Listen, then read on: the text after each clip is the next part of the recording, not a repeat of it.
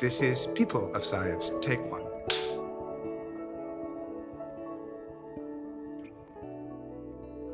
Bill Bryson, so everybody knows of you, thinks of you as an author, but what's your connection with the Royal Society? Well, a few years ago, I was invited to be an honorary fellow, and I have to say it was probably the biggest compliment ever paid to me. Well, you've chosen a Benjamin Franklin FRS, which perhaps many people don't know, Fellow of the Royal Society. One of the things you're not taught much about Franklin when you're growing up in America is about his scientific interests. But he was a Fellow of the Royal Society some 20 years before he became famous for all the other things that he became famous for in terms of the American Revolution.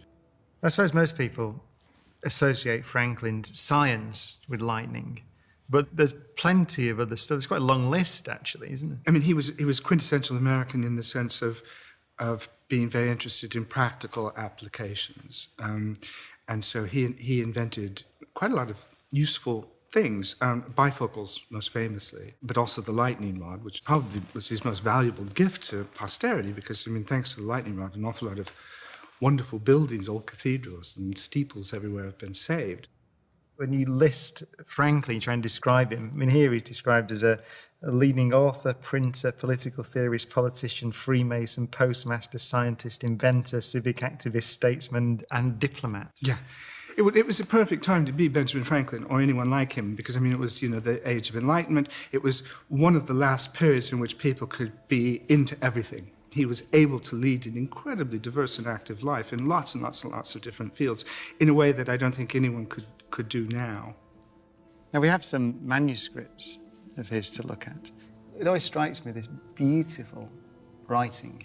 It's absolutely compelling, actually, isn't it? I sort of want to read it now because it's very precisely exactly what he did with what the jars that he used as batteries, presumably, and how he did it. I think one of the problems that we get is that the scientists don't always seem like people, like human beings, with desires and petty grievances and frailties. And you just think of them as these giant brains who were churning out knowledge somehow. And I think seeing these things, it's like time travel. You're taken right there to that person. Did he spend much time in England? Franklin spent a lot of time in England. I mean, one of the things he spent most time doing was representing some of the colonies. And it really, during the 15 or 20 years running up to the American Revolution, he was sort of the voice of America in Britain. And a very interesting sidelight about Franklin was that after America triumphed in the War of Independence and was setting up a government, they didn't know what to call the new national leader. And Franklin is said to have suggested the name president because that was the title of the head of the Royal Society in London. So it's entirely possible that the Chief of State of the United States is called president because of the Royal Society. And scientifically, I suppose he's most famous for his work on lightning, electricity, and the famous kite experiment. For a time, he was probably the foremost authority in the world on electricity. Before him, electricity was seen almost as a kind of parlor game, that you could rub a glass rod with a cloth and use it to pick up bits of fluff. So people played with electricity, and they knew that it was an interesting phenomenon, but they didn't really understand it. Franklin's contribution was to realize that it was a fundamental force of nature, like gravity, and that it was really important.